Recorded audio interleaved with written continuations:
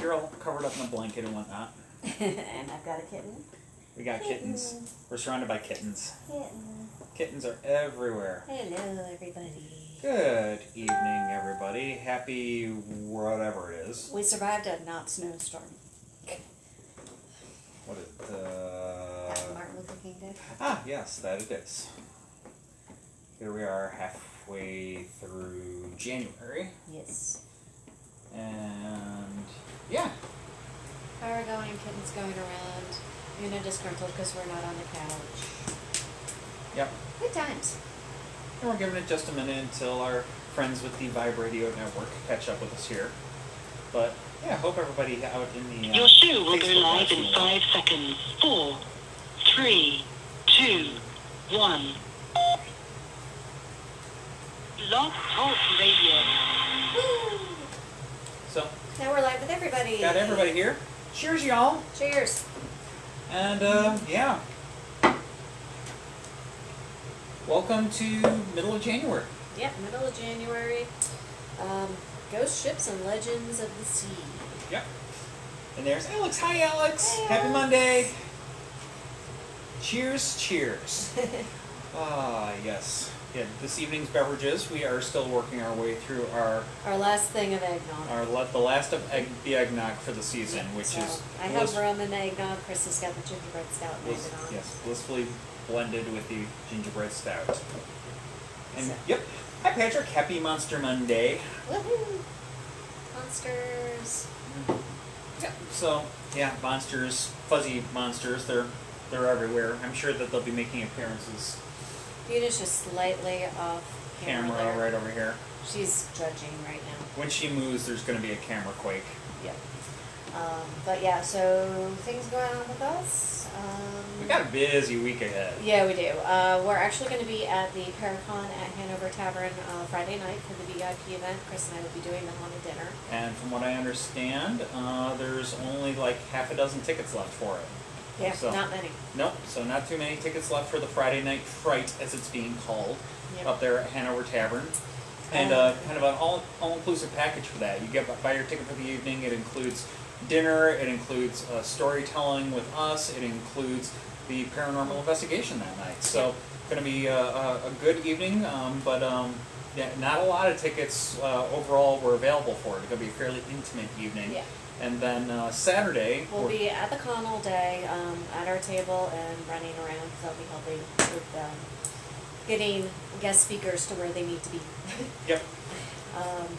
And then, of course, that night we will also have the investigation that Chris and I will be a part of as well. Also at Hanover Tavern. Yep. And that is not all. Well, Beth and I will not necessarily, we won't be able to make it ourselves. 3 of our amazing guides are going to be at the Poe Museum from 6 until 9 on Saturday evening, participating in Poe's birthday bash. Yes. So they're going to be helping share a few little ghost stories along the way. And actually, if you time it right, since that is going from 6 until 9, you could easily make The Paracon and then go to Poe's birthday bash. yeah, so you could do both, or you can go to the birthday bash, and I'm not sure how ticket sales are looking for the Saturday night investigation yet, but yeah, you could go to Poe's birthday bash and then make it up to Hanover Tavern for that evening investigation. So it's going to be a good weekend, a lot going on, and yeah, we're really excited about it. It's not very often that we find ourselves having like 2 big events like that In one weekend in January. So yay! We're excited about that, and yeah, that got that going on, and yeah, And Una's still judging. yeah, I'm always. so getting the judge. Anyway. And got Glenn here. Hi, Glenn. Hey. Good. I'll look forward to hearing from you on the side. So hope you're all right. Glad you could join us tonight. And yeah, David, it is going to be a very interesting weekend on top of everything else that we do week in and week out. Yeah, so we actually only have tours running Friday night because Saturday is so busy for everybody. And then, of course, we just had our John Marshall tour for the month, which went over fairly well. Very cold outside, That's Yeah. okay. Only one more of those on the calendar for this winter season. Yep. Don't expect that it'll be the last one overall, but it's going to be... It's the only one we have planned right now. We got to compare calendars between us and the John Marshall House. yeah, it'll be probably be a little while before we are able to get another one on the calendar for everybody. But yeah, our John Marshall House tour for February is up for sale. I think that's February 19th. Yep. And then our likewise our last Pub pub hop. hop for this winter season is also on the calendar for February 26th. So Definitely come check that out. If you can, come make it. We'd love to see you. But let's get to what everybody is here for. yeah, we got stories for you tonight. First of all, do we have a birthday? Did I see birthday? Birthday countdown Wednesday. Happy birthday early! Yeah, happy early birthday, Glenn. It's like I thought I saw birthday, but I'm looking at the very tiny script Yep. right there, and there's Yuna's head, but not quite in the camera yet. Yep. So yeah, so anyways, so this whole thing tonight, ghost ships. It's gonna be something a little there is gonna be some paranormal stuff discussed, but it's also Some legend stuff. largely more legend and kind of almost real world stuff that's kind of defies convention, defies reasoning, and that in and of itself, when the truth is kind of stranger than fiction, kind of sending a chill down your spine. So, yeah, we got a few stories along those lines that we're going to be sharing with you tonight, and Beth's got... I'm gonna let you start just in case she quakes, so I can catch the okay. camera. All right. Because she's looking like she's ready to start moving. And thanks, David. Yeah, we love our fireplace, too. It is nice and toasty here behind us, and supplemented with our furnace. It keeps it fairly comfortable for us all. But, so yeah, anyway, so stories of... Whoop. And here's Yuna. Everybody say hi to Yuna. Stories of ghost ships and legends of the sea have troubled sailors since the beginning of human memory. Now, when we talk about ghost ships, we can be talking about a couple different things. There are these spooky supernatural tales that we dive into most often, but there are also the abandoned vessels that sit empty, if not forgotten. If you're from the area, you might be familiar with the ghost fleet that has been anchored on the James River for many years. While not all paranormal, the eerie nature of these abandoned vessels lend themselves to superstition amongst the sailors who gaze on them as they drift by on their way to ports around the world. As far as the paranormal goes, images of spectral ships manned by the undead have long existed in folklore around the world. From Samuel Taylor Coleridge's haunting rhyme of the Ancient Mariner to modern depictions such as in the blockbuster movies Pirates of the Caribbean. In the real world, sightings of such vessels have traditionally been considered bad omens among seafarers, who traditionally believe such paranormal sightings are a warning that their own vessels are about to meet their watery doom. Whether or not paranormal in nature, we do have a collection of stories that have been giving mariners shudders for generations. So we're going to start off the west coast of Canada, just a little to the southwest of Vancouver Island. On January 22nd, 1906, the SS Valencia was transporting passengers from San Francisco to Seattle when she went off course and struck a reef. Despite being less than 100 yards from shore, the scene on board was pandemonium. Against the orders of the captain, lifeboats were frantically lowered towards the frigid waters, none of them with adequate crew aboard. Several of the lifeboats were flipped before hitting the water, dumping their occupants into the ocean, and of the 3 lifeboats that were successfully launched, 2 capsized and 1 simply disappeared. Some few men managed to get to shore and attempted to summon help, while a few lingering survivors clung to the wreckage on the reef. Unfortunately, their efforts were in vain. Rescuers could not approach the vessel as it sat lodged on the reef, and the weather threatened to dash other vessels against the reef, and there was nothing that could be done from the shore. The would-be rescuers could do nothing but watch as the last few helpless survivors that clung to the wreckage were eventually claimed by the sea. Only 37 men amongst the crew and passengers survived. None of the women and children made it. Despite being claimed by the sea, tales of the SS Valencia have carried on in the years since. Fishermen in the area have claimed to witness the ship still a sail, with skeletons on deck and manning stations. While these sightings are unsettling, there is one bit of physical evidence that lingered on that is even more puzzling and even more horrifying when you ponder its possible origin. In 1933, 27 years after the disaster, the Valencia's Lifeboat number 5 was found floating in Barclay Sound, just a few short miles from where the Valencia was lost. The lifeboat was in remarkably good condition, even having most of its paint intact. How this lifeboat survived in such condition for so long defies logic, and one can't help but to wonder about those who would have sought salvation aboard the small craft in the Valencia's final moments. If you're interested in seeing a small piece of this history, the nameplate from the boat can now be seen on display in the Maritime Museum of British Columbia. Yeah, Skeleton crew. skeleton crews and the lifeboat. I mean, Creepy. just floating out there for 27 years. And still has paint intact? Yeah, something just defies logic, defies reason. You wonder what portal I went through and came back. Just saying, portal. Alright. Really? Hello, fire. So next we're going to dive far off to the south, where off the coast of Chile you can find the Colli Archipelago. Archipelago, excuse me. The people who live on these islands are isolated from the mainland and are forced by circumstances to be independent and self-sufficient. Their island society evolved and developed around the natural resources of their environment, and being island folk, the sea is a big part of their lives. They evolved in their own ways of explaining the world, which grew into their own unique mythology and folklore, and many of the stories revolve around the waters that surround them. One of those stories is tells how the sea is kept clear of all the dead bodies of those who are drowned at sea. God, I love a good myth. So those who are lost to the ocean are said to board a ghostly ship known as El Caleuche, so that they may travel on to eternity. The phantom ship is said to have been a living being that is always awake and on its guard against unwanted intruders. It appears as a three-masted ship with a shining white hull.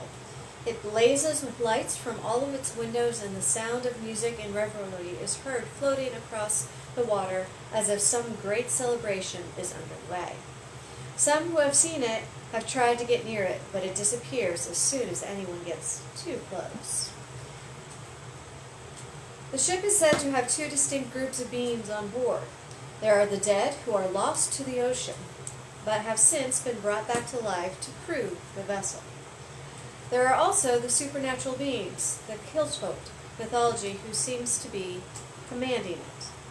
The origins of the legend are uncertain, but perhaps the El Caleuche is a distant memory on the early Spanish ships and the eastern explorers and adventurers who sailed around the southern tip of South America and then northwards up the coast on their voyages of exploration. Such ships must have been an awesome sight to see, these people especially if it was lit up at night, and would probably have made a lasting impression, appearing as if they were from another world, which, to the islanders, they were. Questions? Comments?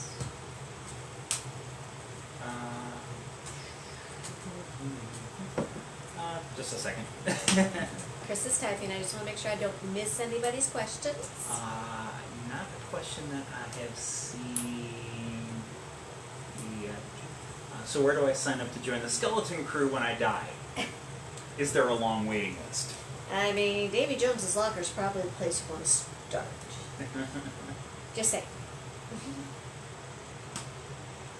And other than that, Una has of course stolen the show. Well, we told her she would. As she does. Which is why she's judging us, because we're not on the couch. And we said, but her fan base wants to see her on the show. She doesn't quite believe us some days. Do you, baby girl? Yep. I think we're good. Moving on. Moving along. So, Southern Hemisphere, off the coast of Chile. Chile is really, that's an area that we haven't really, I don't know if we've ever touched on that area before. Not very many tales from South America in general. Not that I have found that rabbit hole yet. Just saying. Yeah.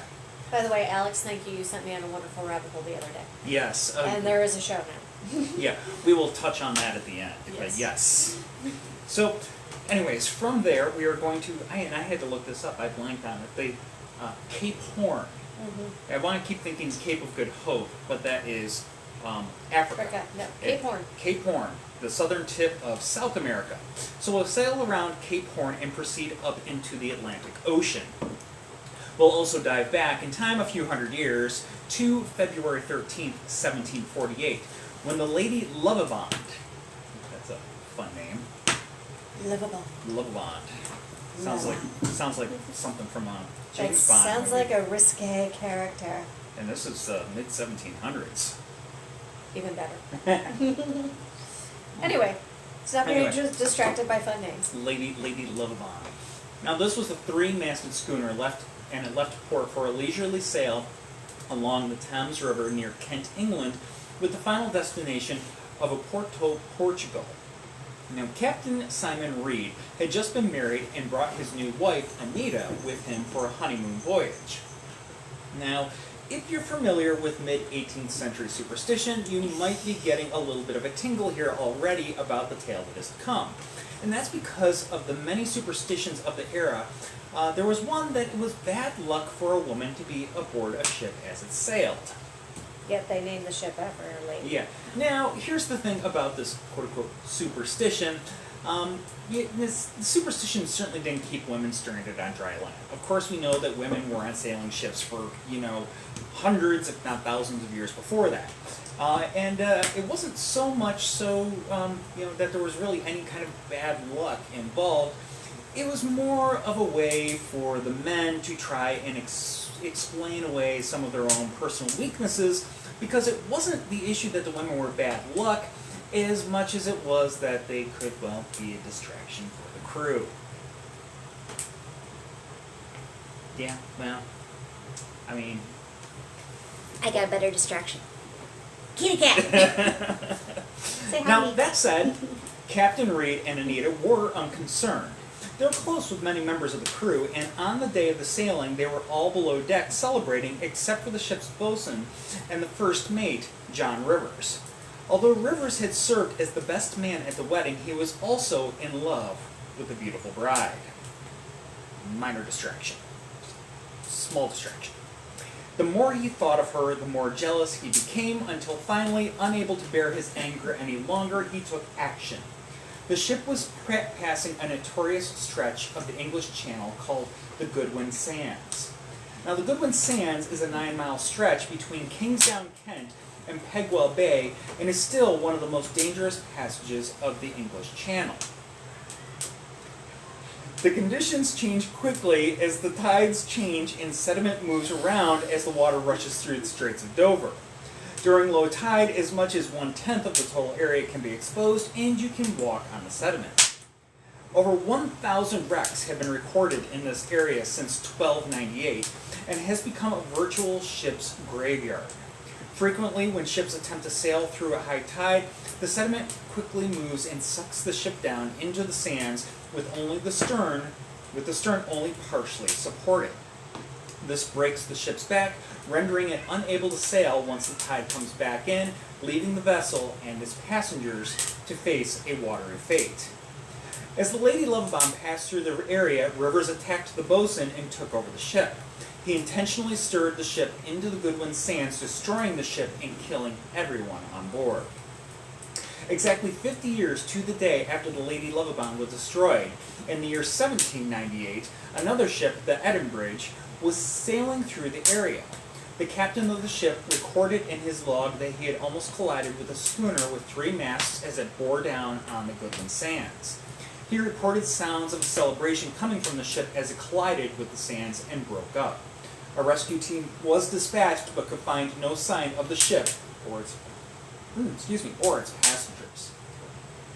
Another 50 years passed, and again on 13th of February 1848, locals saw a 3-masted schooner heading towards the sands.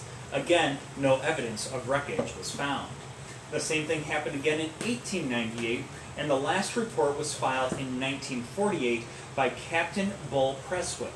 He was convinced he saw a ship that was described as the Lady Lovibond, but was surrounded by a green glow as it entered the sands. The folk tales of the ship created so much attention that many curious onlookers made their way to the sands in 1998 to catch a glimpse of the legendary ship, but were all disappointed when no ship appeared. Were the tales made up to entertain the gullible, or were the reports made by people who actually believed that they saw the Lady Lovibond on its way to its watery grave every 50 years? Give it another 26 years, and we can go back to go and check it out. And, Mom, to answer your question, that's Nico. I have Vincent right here. He wants me to throw a toy. And for those of you that heard him, he was the one calling up in the stairs because he likes the sound of his echo.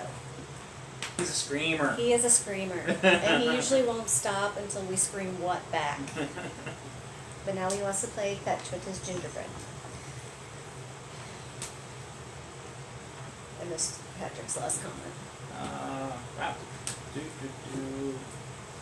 Kitty looks so cozy by the fire and wants cuddles from both of you. Deceptively sweet, a good strategy to make you get your guard down. Isn't that the truth? And you all saw him get my finger. That was his love chomp. Yep. Didn't draw blood, but love chomp, as he's doing right now. Nico. Alright, so we're going to talk about the Octavius. This is in the northern hemisphere, but maybe a little too far north. The story opens in 1761 with the Octavius docked in the port of London to take on cargo destined for China. The ship left port with a full crew and the skipper and his wife and son. They arrived safely in China and unloaded their cargo. They headed back out to sea once she was loaded with goods destined for the British shores. But as the weather was unusually warm, the captain decided to sail home via the Northwest Passage, a voyage that at the time had not been accomplished. This was the last that anyone heard of the vessel, her crew, or her cargo. Octavius was declared lost. Fast forward 14 years, and on October 11th of 1775, the whaling ship Herald was working the frigid waters off Greenland when it spotted a sailing ship. On the nearing the ship, the crew saw that the ship was weather-beaten, the sails were tattered and torn, and hanging limply on the masts. The captain and Herald ordered a boarding party to search the vessel. They had determined was, of course, the Octavius. The boarding party arrived on deck to find it deserted. They broke open the ship's hatch and scrambled down a ladder to the semi-darkness below, where a terrifying sight met their eyes. They found the entire 28-man crew frozen to death in their quarters. In the captain's cabin, they found the captain seated at his desk, a pen in hand, with the ship's logbook opened on the desk in front of him. The inkwell and other everyday items were still in their place on the desk. Turning around, they saw a woman wrapped in a blanket on a bunk, frozen to death, along with the body of a young boy. The boarding party was terrified. Grabbing the ship's log, they fled from the Octavius. In their mad flight, they lost the middle pages of the logbook that were frozen solid and came loose from the book binding. They arrived back on the Herald with just the first and last pages of the logbook, which were enough for the master of the Herald to determine at least part of the story of the voyage. The captain of the Octavius had tried to navigate the Northwest Passage, but his ship had become imprisoned in the ice of the Arctic, and the entire crew had perished.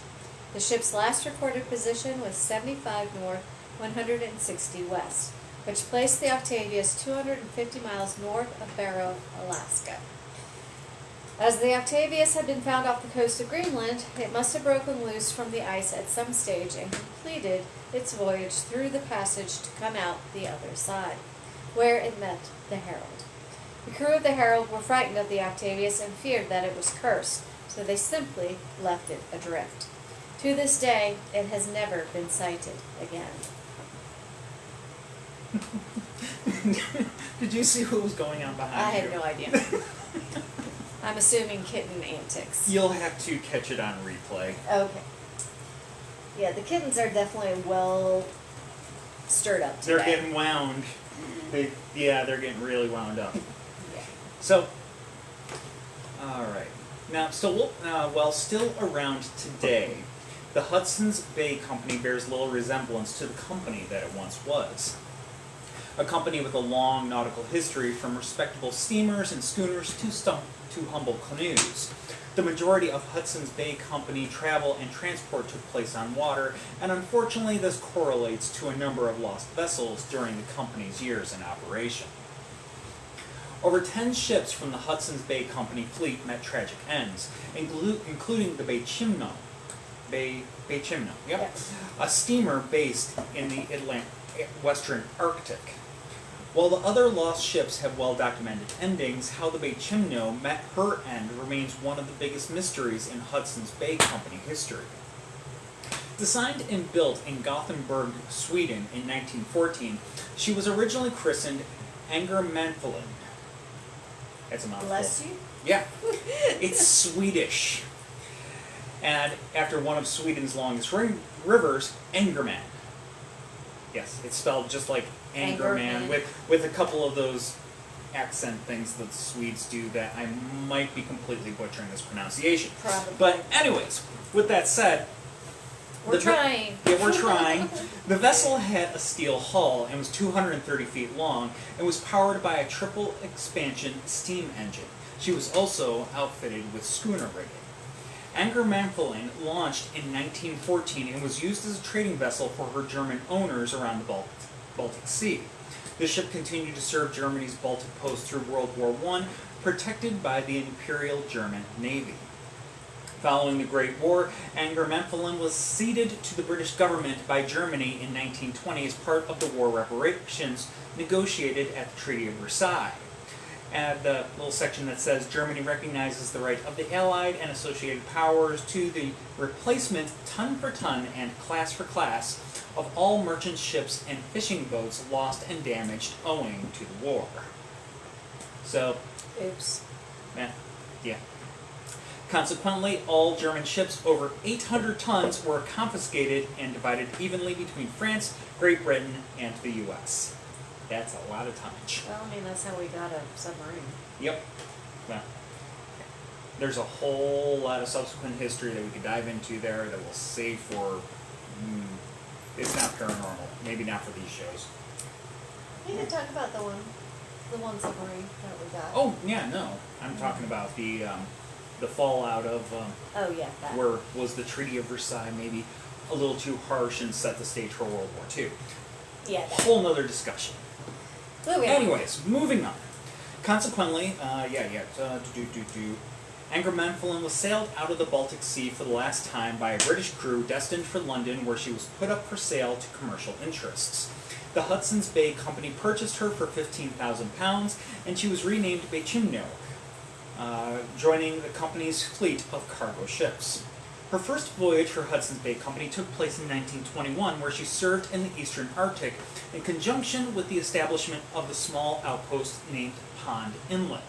Now, if you look at Pond Inlet on Google Maps, it's going to take you way up north. Like, way up north. Way up there. And the following year, the Baychimo was sent to Siberia, which actually may be marginally warmer than Pond Inlet, just to kind of put it in perspective, with Captain Sidney Cornwell at the helm. Cornwell enlisted with Hudson's Bay Company to serve as master of the Baychimo at the onset of the Kamchatka venture in 1922.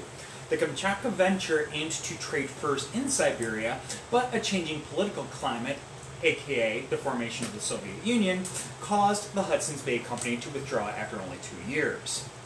Following the dissolution of the Kamchatka venture, the Baychimo was reassigned to the Western Arctic, traveling between Vancouver, Hudson's Bay Company outposts along the Yukon and Northwest Territories, and Royal Canadian Mounted Police stations and missionary posts between 1924 and 1931. Her typical role was carrying cargo, but she would sometimes take on a small number of passengers as well. These passengers would pay for their passage by taking on small roles around the ship, making them short-term de facto crew members. On average, the Baychimo had a crew of 32 people. Now, in late September 1931, on her way back to Vancouver, the Baychimo was surprised by a blizzard at the Seahorse Islands near Point Barrow on Alaska's northern coast, and the crew was forced to anchor the Baychimo to weather the storm. It soon became apparent that the steamer was caught in ice and would have to overwinter in the Arctic. Using parts of the ship, the crew began construction on winter accommodations for the crew that would remain behind with the ship until spring. The large Baychimo couldn't be heated all winter long, so the wooden and snow structure was a warmer and safer alternative. The crew removed food and other supplies from the vessel as they set up camp. Her passengers and some of her crew were flown to Kotzebue, Alaska, and on to Vancouver. Maintenance of the ship's rudder was a daily chore for the remaining crew, keeping ice from building up around this critical piece of equipment. At the end of November, another storm swept through, and when it cleared, the Baychimo was gone. The captain and crew assumed that the vessel had sunk, and they soon received word that an Inuit hunter had spotted the Baychimo once again packed in ice roughly 72 kilometers south of their encampment. Captain Cornwell and the crew made their way to the Baychimo and boarded the vessel, removing a large quantity of furs and abandoning the ship for the last time, determining that she was no longer seaworthy after ricocheting solo through the icy waters of the Beaufort Sea. Furthermore, the Baychimo was caught in the ice once again, so she wouldn't be going anywhere anytime soon, right? Right? Captain Cornwell and the remaining crew were flown back to Vancouver in March of 1932, where paperwork was filed for the loss of the vessel and the negligible cargo left on board. Shortly thereafter, the Baychimo was spotted again, but about 480 kilometers to the east of where the crew had last seen her. The following March, she was seen floating peacefully near the shore of Alaska by Leslie Melvin, a man traveling to Nome with his dog sled team. In the decades that followed, many people would spot the Baychimo, now dubbed the ghost ship of the Arctic, as she traveled along unencumbered by crew and cargo. In March 1933, she was found by a group of indigenous Alaskans who traveled to her, boarded her, and were trapped aboard for about 10 days by an unexpected storm. In the summer of 1933, she was boarded by the crew and passenger of the Trader, a small schooner from Nome, Alaska. The crew of the Trader reported that at the same time, a group of Inuit boarded the ship, having traveled out to her to remove mattresses, chairs, and other items like dish soap, tarpaulins, and other various goods from the vessel. The following day, the Baychimo had once again disappeared, although Trader crew members repeatedly spotted her hurrying north in her private ice pan. Later in their journey towards Herschel Island, in Yukon. Sorry. Pause in the wrong place. In September 1935, she was seen off Alaska's northwest coast. In November 1939, she was boarded by Captain Hugh Polson, wishing to salvage her, but the creeping ice floes intervened and the captain had to abandon her. This was the last recorded boarding of Baychimo. After 1939, she was seen floating alone and without crew numerous times, but had always eluded capture. Recorded sightings slowed during World War II and in the subsequent years. In March 1962, she was seen drifting along the Beaufort Sea coast by another group of Inuit. Finally, 38 years after she was abandoned, she was found frozen in an ice pack in 1969 between Icy Cape and Barrow. This was the last recorded sighting of Baychimo. In 2006, the Alaskan government began work on a project to solve the mystery of the ghost ship of the Arctic and to find an estimated 4,000 ships lost along the coast of Alaska. She has not yet been found, but given that 50 years have elapsed since her last sighting, it is likely that this time the Baychimo is finally resting at the bottom of the Beaufort Sea. Although the Baychimo's impact on Hudson's Bay Company operations was fairly uneventful, her legacy as the ghost ship of the Arctic is one that persists in the narrative of the company's history. While the ship has likely gone to the bottom of the sea, a few remaining traces of the Baychimo linger on at the University of Alaska Museum of the North. You see, when the crew of the Trader boarded in 1933, they scavenged a few trinkets that had been left on board.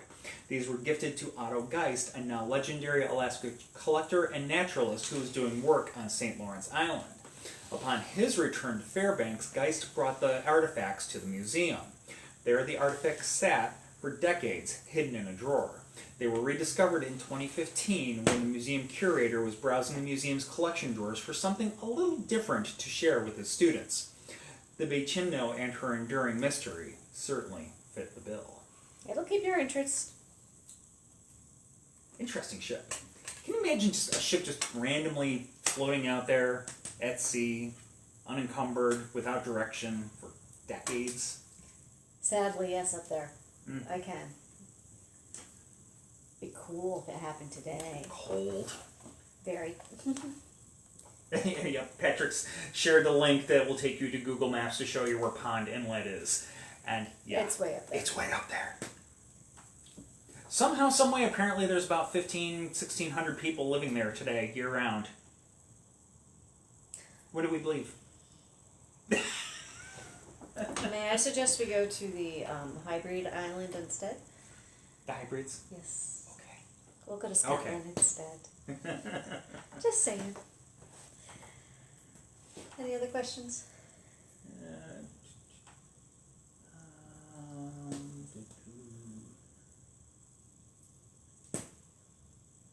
Yeah, we'll treat Riverside way to open a can of worms. Yep.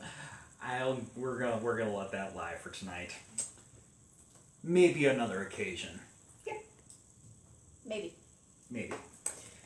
Anything When else? everybody feels like being bored to tears and We don't talk about politics. and very sad all at the same time. It's like we don't talk about Bruno. We don't talk about politics. That's kind of a niche reference to a relatively new movie. If you haven't seen Encanto, go see it. And then we don't talk about Bruno. It'll be stuck in your head forever. It's the new Earworm. Let It Go. It's the new earworm. All right. Carrying on. Mary Celeste. Let's talk about the Mary Celeste. Swooping back down to a warmer clientele because it's been a little too cold. We're going to find ourselves in the mid-Atlantic, about 1,000 miles off the coast of Portugal. Here, the Azores lie, a beautiful island chain that's full of wondrous sights. Let's get all my consonants and vowels in there. And, of course, mysterious tales.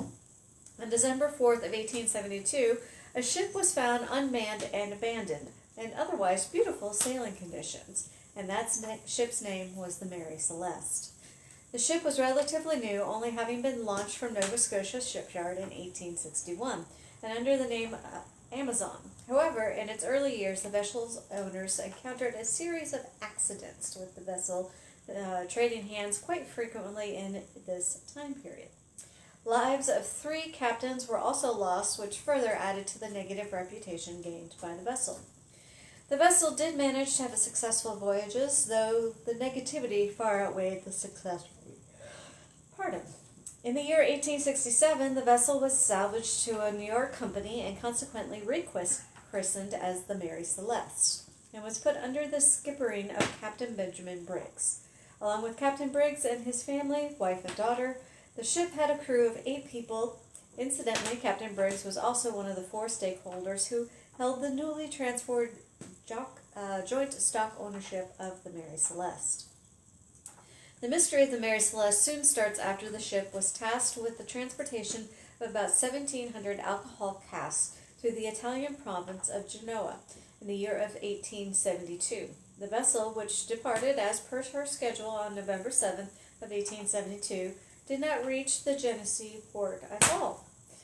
When found, she was still under sail, the crew's personal belongings were intact, and the cargo was untouched. The only things missing were the lifeboat, the captain's logbook, and again, most importantly, the entire crew.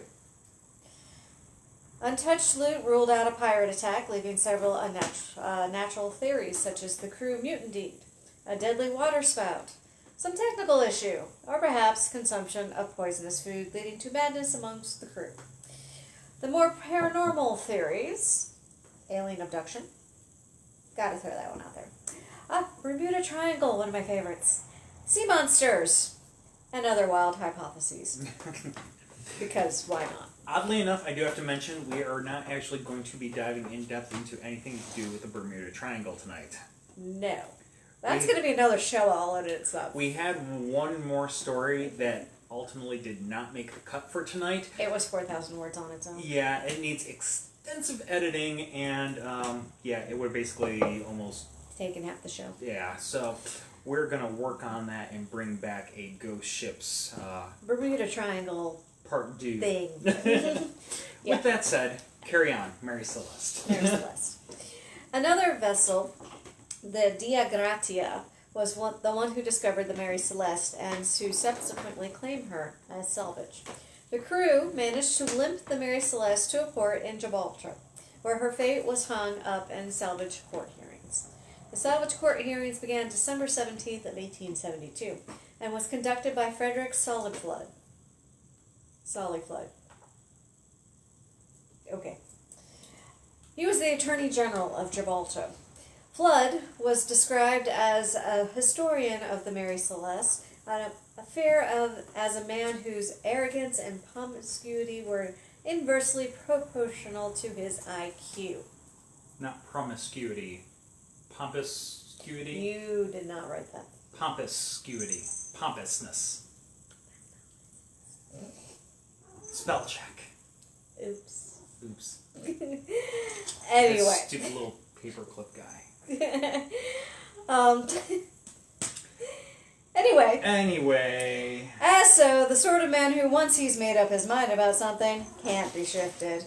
The testimonies of the Di Grata crew convinced Flood unalterably that the crime had been committed despite the lack of evidence.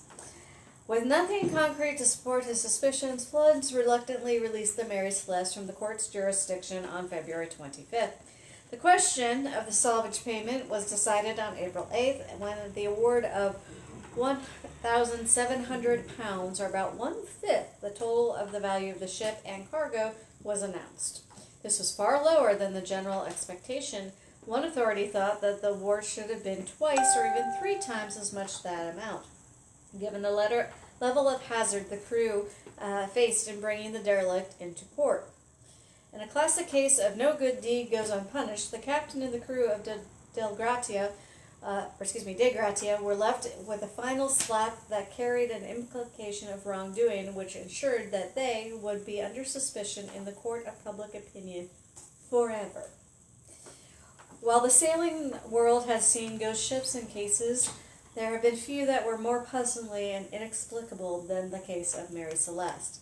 The nature of the mystery has lent it to be the source of many exaggerations and outright false histories.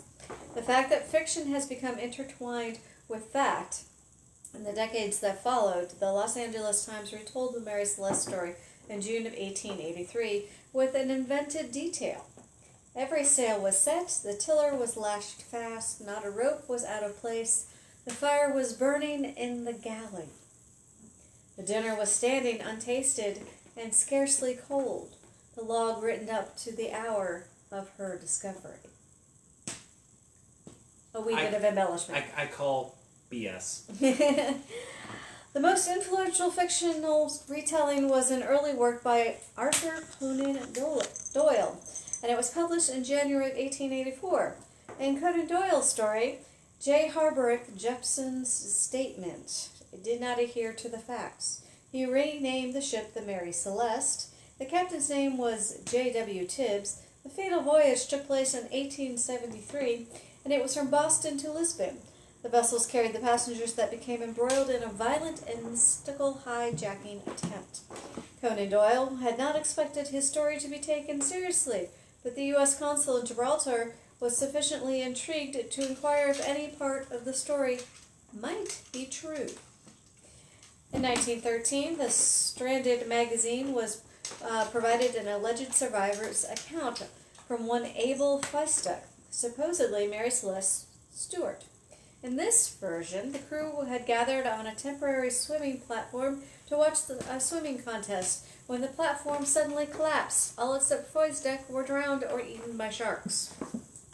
Unlike the Conan Doyle story, the magazine proposed this as a serious solution to the enigma, but it contained many simple mistakes, including the basic ignorance of a nautical language. Many more people were convinced by plausible literary hoax of the 1920s as perpetuated by the Irish writer Lawrence J. Keating, and again presented as a survivor story of one John Pemberton. This one told a complex tale of murder, madness, and a collusion with the Del Gratia. Two included basic errors such as the using of the name Marie Celeste and misnaming key personnel. Nevertheless, the story was so convincingly told that the New York Herald Tribune of July 26 of 1926 thought it truth beyond dispute. Hastings describes Keating's hoax as an impudent trick by a man not without imagination available.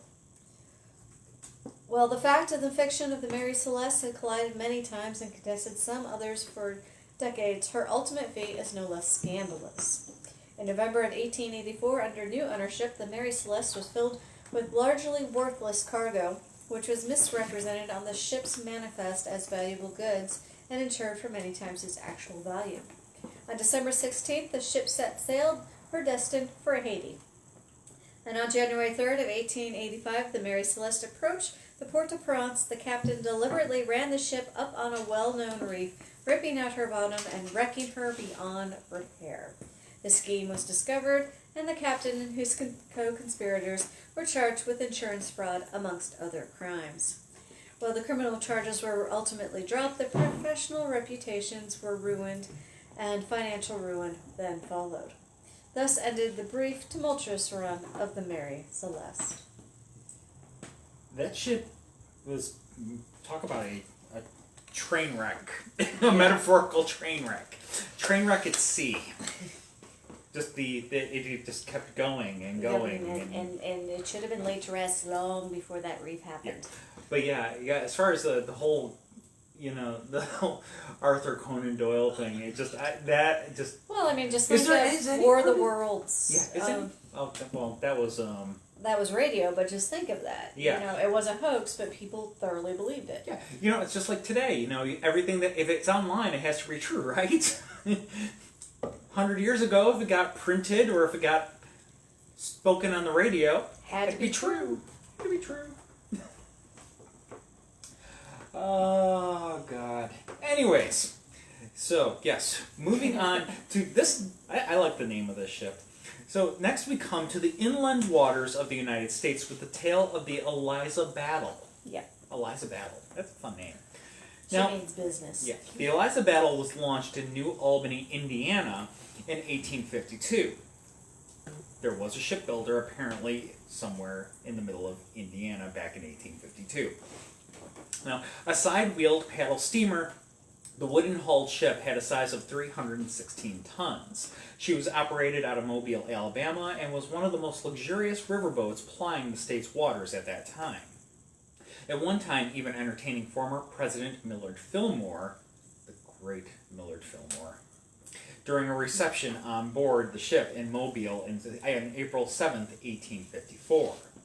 In the last days of February 1858, captained by S. Graham Stone and with Daniel Epps as pilot, the Eliza Battle departed Columbus, Ohio, only able to negotiate the Tombigbee River that far north during the regular flooding of the river during the winter months. The ship made its way downriver with stops at Pickensville, Gainesville, Demopolis, and numerous small river landings. By the time that the ship left Demopolis on February 28, 1858, she was fully loaded with passengers and more than 1,200 bales of cotton. During an already cold night, a strong north wind began to blow, with the air temperature decreasing another 40 degrees Fahrenheit in the 2 hours after nightfall. Burr. At roughly 2 a.m. on March 1st, 1858, about 32 miles downriver from Demopolis, near Beckley's Landing, it was discovered that cotton bales on the main deck were on fire. Partially attributed to the strong winds, the fire soon spread out of control. The boat continued downstream, out of control. Cut off from the lifeboats by the flames, the passengers, dressed only in their nightclothes, were forced to seek refuge in the icy river. Some survived by floating atop cotton bales.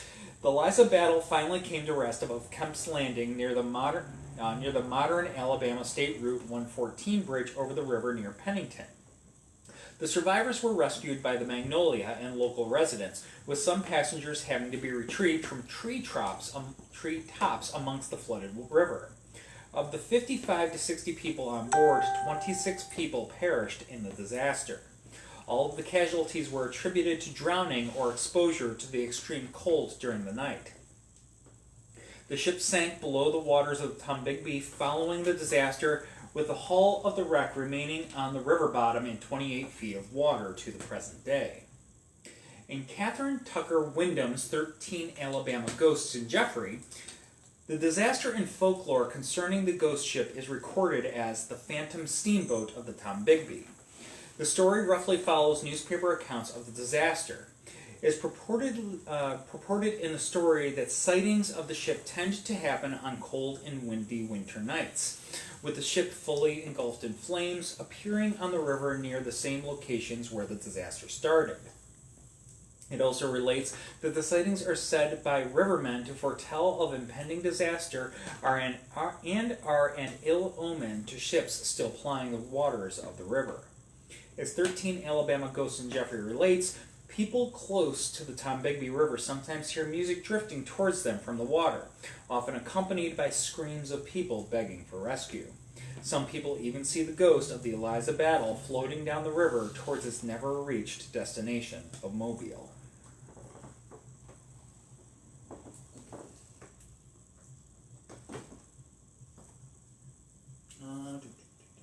No new questions. Okay. So the Ourang Medan. From the inland waterways of America, we're going to sail to the other end of the globe to the Strait of Malacca in Indonesia. It is here in 1947 that a chilling and mysterious tale unraveled around the Dutch merchant ship, the Ourang Medan. The details of this event can be a little scattered, but it's said that in June of 1947 that the signal rooms of two American freighters received a message straight out of a horror movie. The Morse code receiver came alive with the usual string of dots and dashes, or dits and dahs as they would sound. And while the message was smooth, the words behind it were not. All officers, including captain, are lying in the chart room and bridge. Possibly whole crew dead. A brief pause by Morse code, this time indecipherable. The nonsense pulses gave way, and a final disturbing message is received. I die. Silence followed. With such urgency in the message, not to mention the dire situation described, an American Silver Star set off to locate the Ourang Medan. Within hours, the Ourang Medan came into sight, drifting lazily in the water. For all intent and purposes, the Ourang Medan looked completely undamaged. After several attempts to hail the crew when unanswered, a decision to board the vessel was made. Get down. A boarding party was assembled and sent across to see what was going on. As the party made their way on deck, they came across a truly bizarre and frightening spectacle. The decks were littered with the bodies of the crew. They lay on their backs, their eyes were open, looking to the sky, and their arms were outstretched towards the sun. Even the ship's dog was found dead. There were no visible injuries found on any of the bodies, nor were there any survivors. Below decks, more bodies were found, including that of the communication officer who had sent the messages that were received by the Silver Star. The captain was found on the bridge, as were his officers. While searching the boiler room of the ship, the party noticed that there was incredibly chilly down there, and the rest of the ship was quite warm, even hot. An investigation was underway. However, a mysterious fire broke out below deck, and as the boarding party were unable to contain it, they left the ship. Soon after, the ship exploded and sank to the deep. No one would ever know what occurred on that ship to kill off the entire crew. However, just because it's not certain as to what took place, there are certainly plenty of theories. A number of people have theorized that there may have been a cargo hazard, including hazardous chemicals on board the ship. Perhaps some salt water had reacted with the chemicals, causing gases that asphyxiated the crew. Also, the same reactions may have generated enough heat to start the fire and the subsequent explosion. Perhaps the fire itself was to blame. Carbon monoxide and other noxious smoke and vapors had killed the crew and, of course, resulted in the explosion. Could the crew have been smuggling nerve agents through the Indonesian waters? Maybe a leak into the cargo killed the crew. Then, of course, there was all manner of explanations from the paranormal field. Extraterrestrials, spirits from the deep, curses, anything else you might want to add into this mix. Finally, the most accepted explanation of all, that there never was an Ourang Medan in the first place, and the events never took place, and it's all just a big sea-bound urban legend. Because why not? We love our urban legends all the same. Although some aspects of the story can be proven, that the Silver Star, at the time named the Santa Juana, was in those waters at the time of the incident, and that there had been several records from that time. There were no published documentations about the event until a full 4 years after it was supposed to have taken place. Regardless, it makes for a good tale, either as an unsolved mystery or an urban legend. Vincent, stop eating your father's sweatshirt. Nico. Oh, sorry, Nico. I'm sorry, Vincent. Come here, troublesome. Come down to mommy. But mommy's not wearing fun things. Hey. Yeah. I am not a chew toy. Yeah, a lot of these stories are definitely, Patrick mentions like something from the Twilight Zone. They a lot are. of these stories are very much Twilight Zone-ish. Yeah, which is why I thought it'd be fun to do an entire show on them, because, But wait, there's more. there's more. There's more. So we are going to stay in the South Pacific as we come to the mystery of the MV Joyita. Now, this one we know 100% was absolutely a real boat.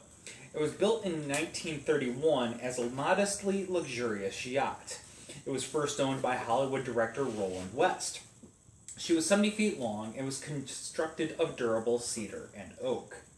Her early years were uneventful, and she traded hands a couple of times before becoming a part of the U.S. Navy in 1941 when the States entered World War II.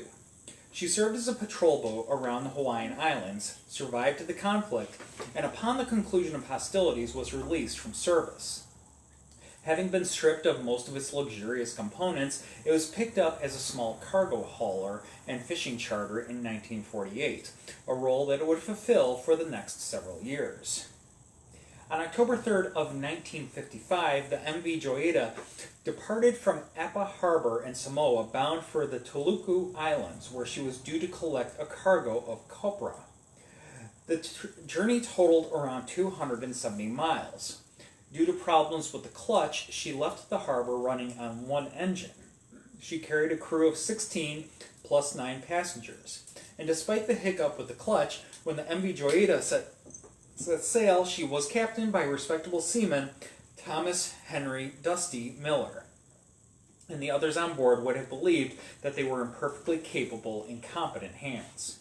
The journey was supposed to take about 48 hours, but on October 6th, the port of Fakuofo, it's a mouthful, reported that the ship was late. The operator of the port reported that a distress call had never come. This meant that a rescue party should be released to search for the ship. They searched for 6 days and covered around 100,000 square miles, but to no avail.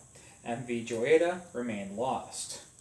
But on November 10th, about a month after she was due in port, a merchant ship named Tuvalu spotted the Joyita partially submerged and drifting more than 600 miles off of her original course. She was listing about 20 degrees, her windows were broken, and the bridge had been heavily damaged as if struck by a heavy object. When the crew of the Tuvalu boarded the Joyita, they found an empty ship. No crew and tons of its cargo missing. The radio was jammed at 2182 kilohertz, which was a distress frequency, and there were clues scattered across the ship that seemingly made no sense. For example, the firearms were missing. There were bloody bandages and a scalpel. The logbook was missing. The clocks were stuck at 10:25. The engine was covered with a mattress. Don't know what that's about. And the 3 lifeboats were missing, and she was still filled with fuel. The ship was taken back to Samoa, and rumors and theories started to fly. A mutiny, a pirate attack, a panicked escape attempt from the boat, all would have been forwarded as explanations for why the Joyita was abandoned. while some other stories claimed that Japanese involvement was still fresh on the heels of World War II. To this day, no single theory has been confirmed, and no trace of its passengers has ever been found. Dun dun dun. A lingering mystery. Yeah, pirates would have kept the ship, so rule them out. Yep. Yeah, they wouldn't have done such a number on it. They definitely wouldn't have left the fuel. Yeah. Maybe I think maybe there was something to the Japanese theory. Even though it was about 10 years after the war ended, of course we know that there were some holdouts from the Japanese military scattered on some of those small islands in the South Pacific for decades after the war ended. So who knows? Anything's possible. And yes, you heard, mattress. You heard that correctly. Weird unless you were really cold and wanted to keep and wanted head up your bed, I guess. Heat up your bed. But yes. Interesting tales all around. Yeah. Unless they were trying to catch the engine on fire to disable the ship for a reason. Good question. But there are easier ways to do it than to cover it in a mattress. Yeah. I mean, there really are. Anyway, yeah. So that's our last star. Plenty of food for thought for the night. Yes. Our next show is on the 31st, yes? The last day of the month? I think that's correct. Yes. Yep. And Alex. Thank you, you Alex. Sent me down the rabbit hole for sports. And so we are going to have a haunted sports show that night. Yep.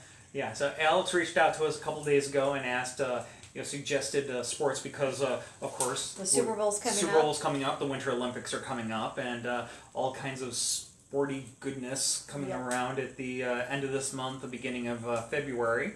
Yeah. And we thought, that's one thing that we've really never really touched on. Yeah. So we have haunted arenas, we've got haunted stadiums, we've got really spooked out sports players who will not stay at certain hotels when they're in certain cities because they don't sleep.